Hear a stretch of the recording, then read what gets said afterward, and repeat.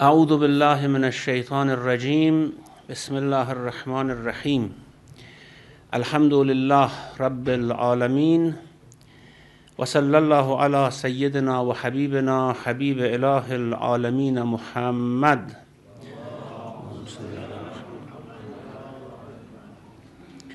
وعلى آله الطيبين الطاهرين المعصومين المنتجبين. We discussed about Lisan al-Sidq last night and the fulfillment of the dua of Ibrahim alayhi salam when he asked about Lisan al-Sidq, when he pleaded to the Lord, وَاجْعَلْ لِي لِسَانَ صِدْقٍ فِي الْآخِرِينَ, put for me an honest tongue in future generations. And as we related this to Surah Zukhruf, where Allah says about the pure belief of Ibrahim being perpetuated in his progeny, وَجَعَلَهَا كَلِمَةً بَاقِيَةً فِي عَقِبِهِ, this we made a perpetual belief idea in his progeny. Therefore, in every generation there should be a lisan al-sidq, an honest tongue. Honest tongue needs, first of all, absolute knowledge of the message of Ibrahim. Otherwise, he would misguide people. And therefore, he needs a knowledge which is in nature the same as the knowledge of Ibrahim himself. So, whatever we say about Ibrahim and the nature of his knowledge, that lisan al-sidq or the honest tongue should have that type of knowledge as well. And then a sincerity which would provide for the type of soul which can convey that message to the people. And also, of course, to have brave courage to communicate to the people to that message. Now, what I would like to do tonight and in the couple of nights which follows is to have an assessment of what happened in early time of Muslim history which led to this catastrophic incident of the martyrdom of Hussein alayhi salam. As I have repeatedly mentioned, this is not an easy thing, that the grandson of the Prophet, the most honorable Muslims, is killed in that brutal way along with his family, and the Ummah is not moved. And everyone knew that it was wrong. That is the problem. If they thought that they were doing the right thing, then we would have analyzed it in a different way. Everyone knew that it was a wrong thing, but the Muslim Ummah kept quiet. Now, then we have to doubt about these traditions which are mentioned, which are reported from the Prophet, that لا تجتمع أمتي على خطأ, my ummah never concur on a mistake. Of course, there were many Muslims who denied that, who defied that, rejected the idea, and therefore there was no concurrence, but majority of the ummah kept quiet about it. What happened? So we have to have an analysis. As I said, I'm not going to go far to the very early times after the Prophet. I want to start analyzing from the time of the honest tongue, Ali, peace be on him,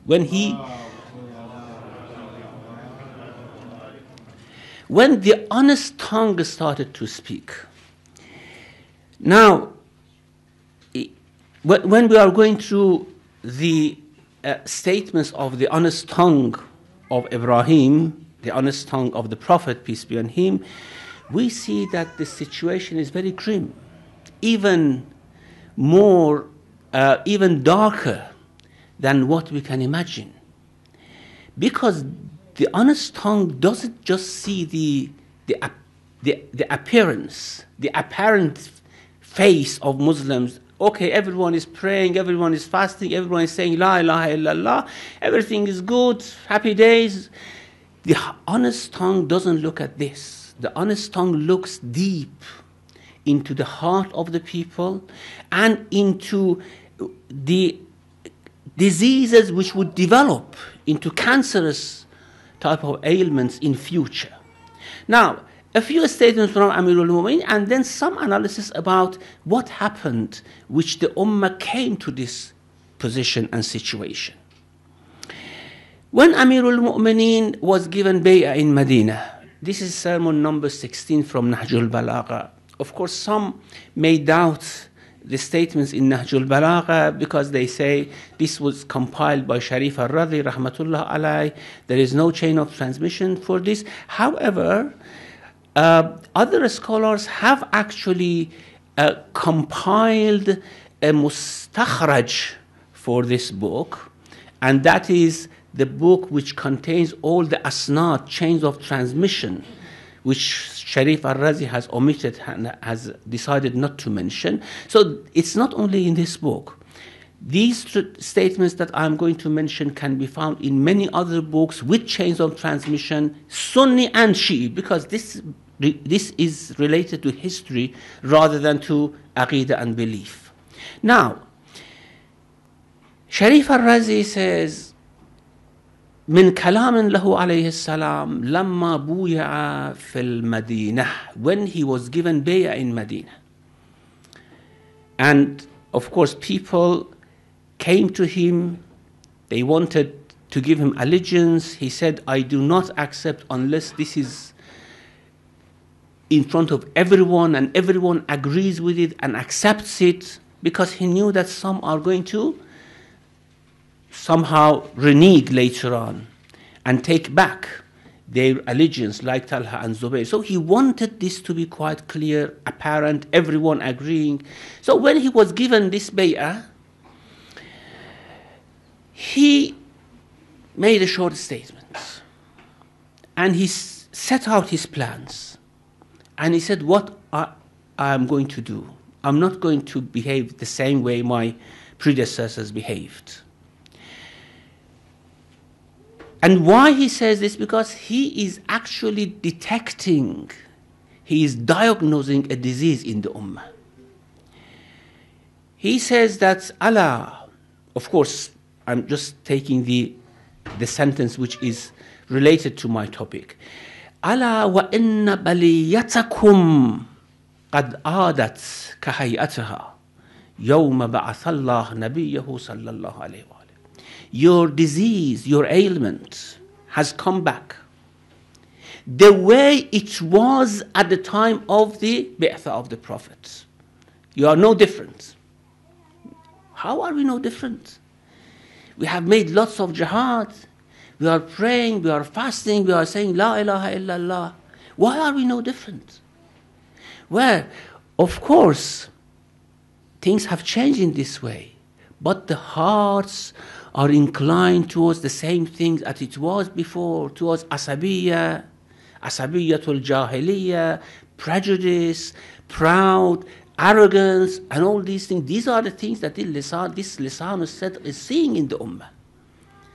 And it is actually conveying to them that although the apparent face of the ummah is very nice, everyone is saying La ilaha illallah, but Allah is not deceived by words. In a sermon which is called Al-Qasi'ah, which I will mention a couple of statements from it, Amirul Mu'minin says that, do you think if Allah expelled Iblis from his proximity, from his qurb, because of arrogance, is he going to allow you in that place with arrogance? Is Allah discriminating between anyone? And there he says, if Allah has judged about a malak, about an angel, because of course there's dispute whether Iblis was an angel or a jinn. Anyhow, he was a jinn which became, to combine all views, he was a jinn which was brought to the station of angels. And Allah says, if an angel is expelled from the vicinity of God because of arrogance, do you think you will be allowed there with arrogance? And this is what he is actually diagnosing in the ummah, that now arrogance has come. The wealth is pouring towards the center of the Muslim power from everywhere, from every quarter, and this has made people to change. They are not the type of loyal, sacrificial sort of companions that they were for the Prophet. So he says, أَلَا وَإِنَّ بَلِيَّتَكُمْ قَدْ آدَتْ كَهَيْئَتِهَا يَوْمَ بَعَثَ اللَّهُ نَبِيَّهُ. Your disease has come back the same way it was at the time of the Prophet, peace be on him. And then, of course, he says, أَلَا لَتُبَلْبَلُنَّ بَلْبَلَهُ وَلَتُغَرْبَلُنَّ غَرْبَلَهُ. I know what to do. I'm going to sieve you, to shake you, and I'm going to change everything upside down. And this is, of course, maybe this was not nice from a politician to say at the beginning of his mandate, because then people would have started to say, wow, what type of leader is this? He's not going to give us anything, any special share from Baytul Mal that Uthman was giving us, Umar ibn al-Khattab was giving us. You know that this is clear. This is not something which is related to Aqidah. It's clear that the Arabs were given preference over Ajam at the time of Umar ibn al-Khattab. And then at the time of Uthman, others were given preference. As I said, this is not concerned to Aqidah, it's concerned to it's related in the history. So he says, I'm going to change all this. وَلَتُصَاطُنَّ صَوْتَ الْقَدْرِ. I'm going to somehow change things in a way that when a stew is boiling in the big pot, how things are going to change places, I'm going to do it, to do like that with you. So, when he made such a statement, of course, everyone were taken aback. We have given allegiance to this man, and this man is not going to keep any regards for any position, for any priority, preference, Arab over Ajam, Muhajirun over Ansar, Muhajirun and Ansar over others. Everyone is seen equal in his eyes. Why? Because he is the honest tongue. And honest tongue is bitter. Now, I'm not actually discussing the style and method of Amirul Mu'mineen's rule and the way he treated people. What I am actually trying to say is that he diagnosed something very bad in the Ummah. And he said, I'm going to change this. Then the discussion that we had in the past few nights, that is there a difference between Muslim Ummah and other Ummahs? Between Muslims and Christians, Muslims and Jews, Muslims and Buddhists, in the sense that because we are Muslims, many things, many mistakes that we do, many sins that we commit is forgiven. Allah should always support us, because we are Muslims, because we testify to the prophethood of Muhammad sallallahu alaihi wasallam.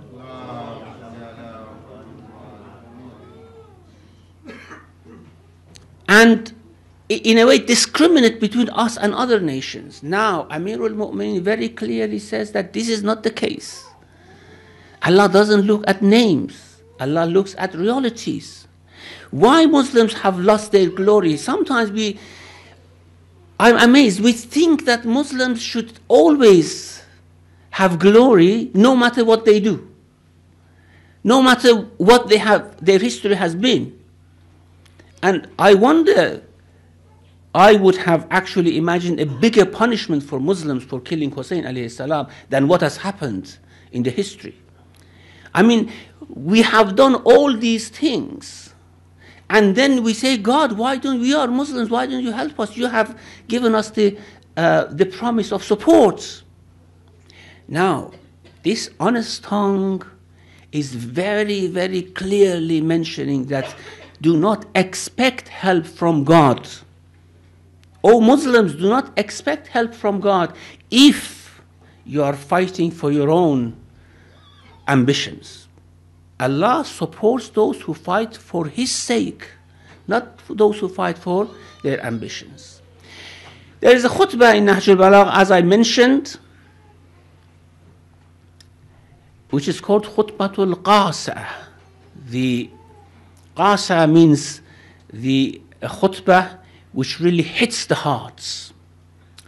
And in that it talks about the disease of the Ummah after he came to power, of course, and after he was faced with such a resistance. He says that فاعتبروا بحال ولد إسماعيل وبني إسحاق وبني إسرائيل فما أشد اعتدال الأحوال وأقرب اشتباه الأمثال. Look into the history and the story of descendants of Ismail, Ishaq, and Israel, Banu Israel. And this is what I said. فَمَا أَشَدَّ اعْتِدَالَ الْأَحْوَالِ. How similar are the situations. وَأَقْرَبَ اشْتِبَاهَ الْأَمْثَالِ. How close are the examples. You are actually going down that route and you have to expect the same thing that Allah did to them. You have to expect the same thing. وَعَلَمُوا. I said this seems to be very grim, but just listen to this honest tongue. I don't want you to judge it. It's very bitter. This is very bitter. What Amirul Mu'minin is talking about the Ummah. وَعَلَمُوا أَنَّكُمْ سِرْتُمْ بَعْدَ الْهِجْرَةِ أَعْرَابًا. You were Muhajirun. You made hijrah. Now you have become Bedouins again. بعد الهجرة أعراب, because Arab were ordered to migrate to Medina. Now you have changed. You have completely retracted. وبعد الموالاة أحزابا. After you were having the walaya of one God and one prophet, now you have become different groups, different parties. ما تتعلقون من الإسلام إلا باسمه. You do not hang to Islam but to its name. ولا تعرفون من الإيمان إلا رسمه. You know nothing of faith but its definition. And this is not enough. As I said, this is very bitter. This is very harsh. But he is the honest tongue. He has to speak this way. Now that he has, of course, at the time of the caliphs, he didn't speak. And he did not disobey. This is very important. I will give you one example that once Uthman summoned him and he said that you have disobeyed me. He said, no, I have not disobeyed you. This is the meaning of what I did. He did not want to create any trouble, any problem, because of the unity of the Ummah. And this is a lesson we have to learn from Amirul Mu'minin alayhi salam. But when he came to power, he had to speak. Because now he had the responsibility of directing the Ummah. So he says, you do not hang to Islam but to its name, and don't know anything of faith but its definition. تَقُولُونَ النَّارِ وَلَا الْآرِ. Wow.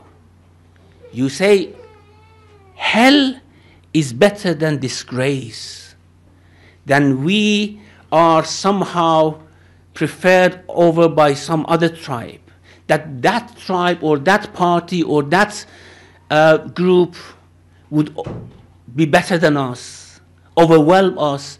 Or we never accept. Or we never accept. Disgrace we never accept. Hell we accept. Is this the way a Muslim should talk? And this shows the Muslims had gone too far now. They had gone too far. You remember what Imam Hussein alayhi salam recited when he was going to he himself was going to fight. He said, Al-Maut awla min rukub al-ari wal-ar awla min dukhul al-nari. Death is better than disgrace. And disgrace is better than fire of hell. Now here they say exactly the opposite. Fire of hell is better than disgrace. This is prejudice. We are not going to accept, this is asabiyah. Anything which would disgrace us in their own mentality, even hellfire is better. تَقُولُونَ النَّارِ وَلَا الْآرِ. I don't know how this motto, this slogan had spread, But this is something which had spread to the extent that Amirul Mu'mineen in his sermon is saying that this is your slogan. You say al-ar wal-an-nar. An-nar wal-al-ar. Fire of hell, yes. Disgrace, no. This is tribal asabiyah. كأنكم تريدون أن تكفوا الإسلام على وجهه. You want to turn Islam upside down. And then, this is what I meant to mention from his khutbah.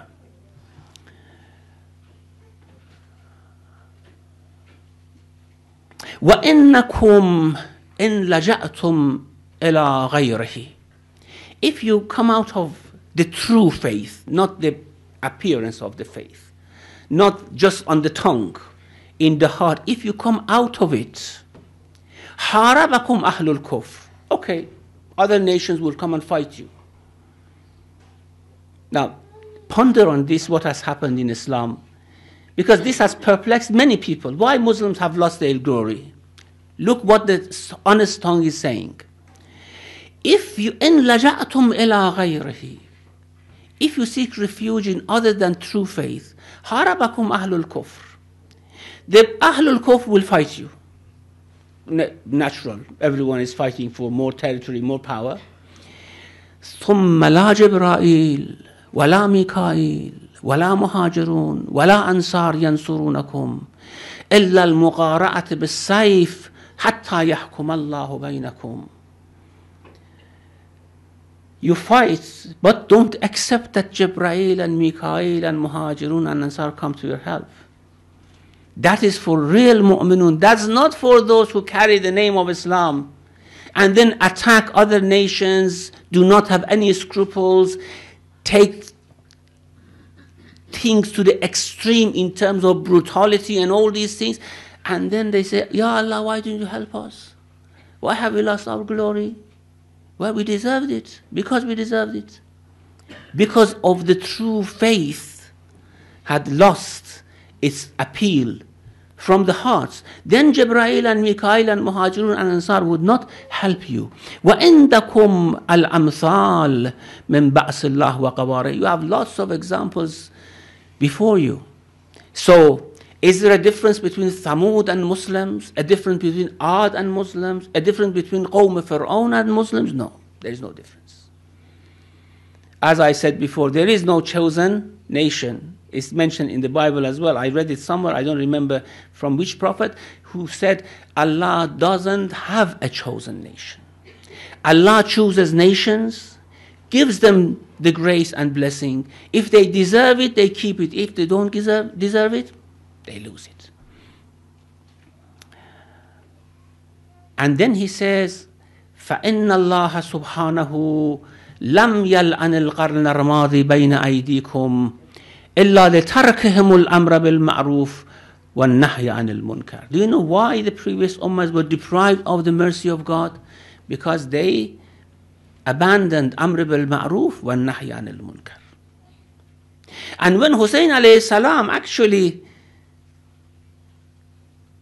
rose to perform this duty, to discharge this duty of Amr bil-Ma'ruf and Nahy anil Munkar, everyone was telling him, don't do it. You will be killed. Be careful. It's dangerous. So, if the previous ummahs were abandoned by God, it's because they abandoned Amr bil-Ma'ruf wa Nahy anil Munkar. And many other things. This is khutbah number 192 of Nahjul Balagha. It's very beautiful, very moving. And then Amirul Mu'mineen mentions that أَلَا وَقَدْ أَمَرَنِ اللَّهِ بِقِتَالِ أَهْلِ الْبَغْيِ وَالنَّكْثِ وَالْفَسَادِ فِي الْأَرْضِ فَأَمَّا النَّاكِثُونَ فَقَدْ قَاتَلْتُ وَأَمَّا الْقَاسِطُونَ فَقَدْ جَاهَدْتُ وَأَمَّا الْمَارِقَ فَقَدْ دَوَّخْتُ وأما الشيطان الردها فقد كفيته بسعقة سمعت لها وجبة قلبه ورجة صدره. Now, of course, he's mentioning what Prophet told him. Ya Ali, you will fight al-nakithun wal-qasitun wal-mariqun. And he said, I fought the Nakithun. Nakithun were those who broke the pledge. Talha and Zubair. This is what Amirul Mu'minin called them, Nakith. Nakathu an bay'atihim. They said, in Nahjul Balagha, Amirul Mu'minin says that you have come to me and you say, yes, we gave you the pledge with our hands, but our hearts were not happy, and therefore we want to break it. And then he says that, well, you confess to what is against you. You say that you have given the bay'ah, and you bring something as an argument which is not accepted from you. If you are not happy, why did you give the bay'ah? Then now that you have given the bay'ah, why do you break it? Now, some people tell us, don't investigate, don't somehow analyze these things in history.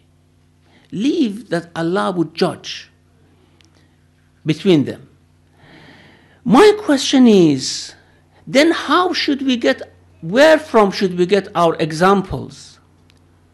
Where from should we get our true role models? If we say Nakithun, those who broke the pledge to Ali were right, good people. Ali, who fought them and killed them, was good people, and his followers, they were good people. Everyone, whatever they did, they were good people. So, I'm left perplexed, isn't it? What should I do? Who should I follow? Who was right? Who was wrong? This is why we need what Allah mentions to us, that look into the history of the previous people before you. Why should we just disregard everything and say that we do not want to judge? Then, when it comes to following Aqidah, which Aqidah? Aqidah of Ali or Aqidah of others? Which one should we follow? Because they had different versions of Sunnah of the Prophet with them. So, he said that what Prophet had said, I did. I fought the Nakithun, I fought the Qasitun, Muawiyah and his party, and I fought the Mariqun, those who actually went out of the faith by taking things to extreme, calling everyone kafir and thinking they were the only one who were mu'min. I killed them as well. I fought them. And everything is now settled, just remains one thing, and that is, as he mentions, there's just one thing left. I have to finish off what is there with the issue of Muawiyah, and of course the death did not allow him to fulfill that. And in this khutbah at the end, he mentions about his past, the days he had with the Prophet, peace be on him, how Prophet taught him things, and what things Prophet said about him, and then people disobeying him, the honest tongue of the Prophet. Now I want to mention one example, and I want you to judge. What can we do with this history? What can we do with this history? Who should we support? Who should we follow? You may say, we have to follow Prophet Muhammad, peace be on him, no one else. But Prophet Muhammad's Sunnah was reflected through these companions. And these companions claim different things. So how could we say, okay, we disregard everything, and we just, this is dhulm, this is actually oppressing, wronging the one who has the right. Again, this is history. This is not something that is related to faith or aqidah. You know, Abu Azar was one of the most trusted companions of the Prophet, peace be on him. And Prophet said that no sky has ever shaded on, and no earth has ever carried someone with a tongue as honest and as frank as the tongue of Abu Dhar, alayhi rahmah. Now, Abu Dhar was unhappy about what was happening during the time of Uthman. Unhappy, now I don't want to judge, but he was unhappy because he saw things in the courts which wasn't good. And then he was banished to Muawiyah to Sham to stay there. So because no one knew him there. And he used every morning going to the door of the palace and shouting that may God curse those who do munkar and then do nahi an munkar, who leave ma'ruf and do amr bil ma'ruf, and such things. And Muawiyah wrote to Uthman, if you want Sham, withdraw Abu Dhar from Sham. So Abu Dhar was summoned to Medina in a very, of course, appalling way. And then Uthman decided to banish him somewhere very far. So he told him, where you want to go? He said, okay, let me go to Mecca. He said, no, Mecca is not possible. He said, let me go to one of the Masrain, Kufa and Basra. He said, that is not possible. He said, let me go to such and such place. It's all mentioned here, of course. I may go through it quickly. He said, no, I will send you to where that you wouldn't enjoy. I send you to Rabada, where you were born. And where he was born, of course, he hated that place because that place was a place where his parents, his family were used to worship idols. And he hated that place most. He said, he banished him to Rabada.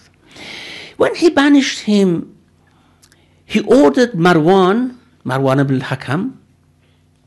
Does the name strike any chord? He was the one when Hussein came to meet the Amir of Medina.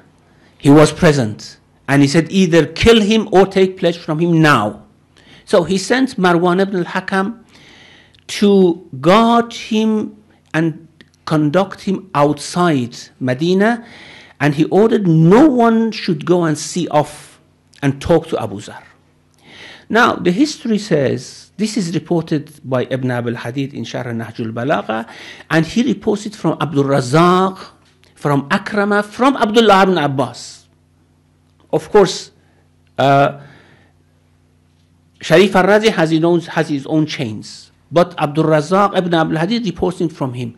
He says, when he was going outside, Ali, peace be on him, Aqil, Hassanain alayhimus salam, and Ammar came to visit him and to see him off. So Hassan alayhi salam went forward and started to talk with him. Marwan said, this is forbidden. You have to go away because Abu Dhar, no one should talk to him. Amirul Mu'minin was very angry. He pushed Marwan back and he said that, why shouldn't we talk to Abu Dhar, the companion of the Prophet? And of course Marwan went and complained to Uthman, but then there was a conversation. Every person there started to talk to Abu Dhar. This is what Amirul Mu'minin said to Abu Dhar. I think we have to read between the lines. This is very important. Ya Abu Dhar, innaka ghadibta lillah. Your anger was aroused because of God. Now, what did Abu Dhar see that his anger was aroused? What was it that he was so upset about that he could not stop criticizing to the extent that he had to be banished? Ya Abu Dhar, innaka ghadibta lillah, farju man ghadibta lah. So, place your hope in the one for whom you showed your anger. إن القوم خافوك على دنياهم وخفتهم على دينك. These people were afraid of you because of their dunya. Who are these people? These were the Muslims. Now Amirul Mu'minin is giving his diagnosis of the Ummah. These people, إن القوم خافوك على دنياهم وخفتهم على دينك, and you was afraid of them because of your faith. فاترك في أيديهم ما خافوك عليه. Leave for them what they are afraid of. وَاحْرُبْ مِنْهُمْ بِمَا خِفْتَهُمْ عَلَيْهِ, and run away from them for what you are afraid of from them, for your faith. فَمَا أَحْوَجَهُمْ إِلَى مَا مَنَعْتَهُمْ, how needy they are to what you have withdrawn from them, and how needless you are from what they have prevented from you. And tomorrow you will realize who is the one who has taken the benefit, who is the winner and who is the loser. And then he says something from the Quran. لو أن السماوات والأرضين كانتا على عبد رتقا ثم اتقى الله لجعل الله له منهما مخرجا. In Surah Talaq, verse number 3, he says, وَمَنْ يَتَّقِ اللَّهِ يَجْعَلْ لَهُ مَخْرَجًا. Verse number 2, and then continuation in verse number 3, وَيَرْزُقْهُ مِنْ حَيْثُ لَا يَحْتَسِبُ وَمَنْ يَتَوَكَّلْ عَلَى اللَّهِ فَهُوَ حَسْبُهُ. Whoever places trust on God, Allah would make a leeway, an escaping way for him or for her.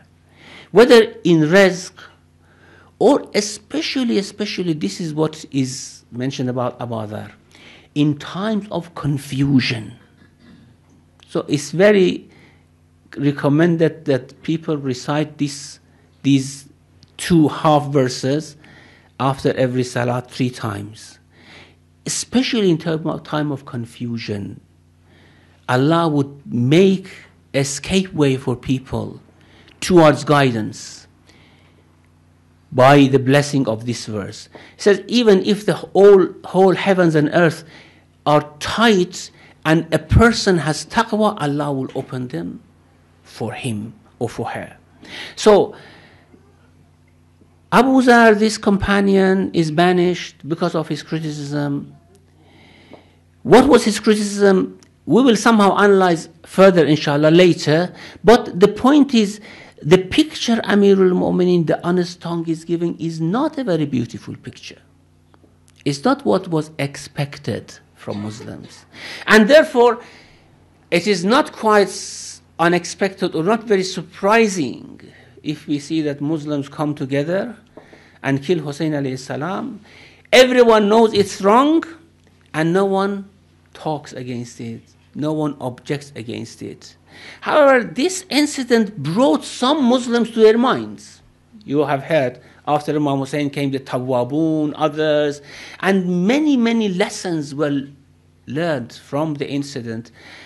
The sacrifice of Hussein alayhi salam did not go waste and was not left unrewarded by Allah subhanahu wa ta'ala for those who have compassion for Hussein alayhi salam, inshallah. Wa sallallahu ala Muhammadin wa alihi tahirin.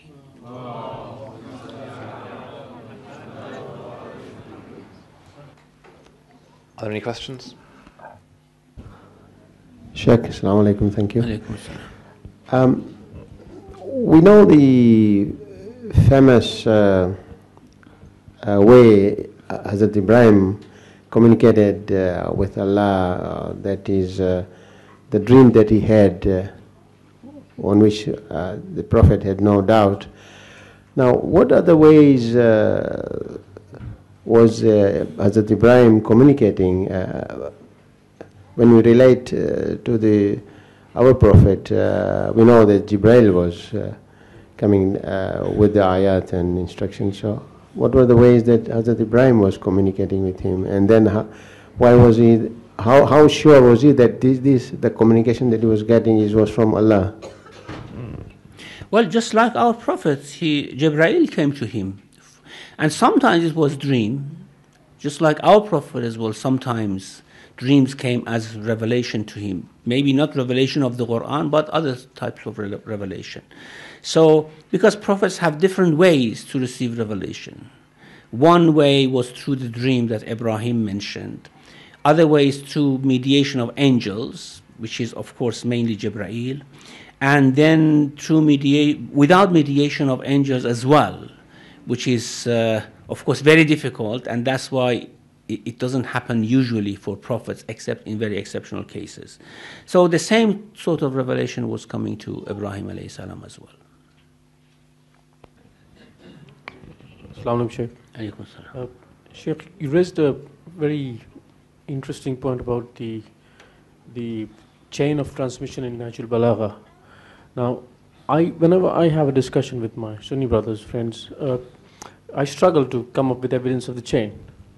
Could you suggest me the book or anywhere which I can really give proper evidence that this chain is actually a true chain, so that they can be convinced? Actually, most of these traditions, because Sharif al-Razi has taken this from other books, so most of them are found in other books.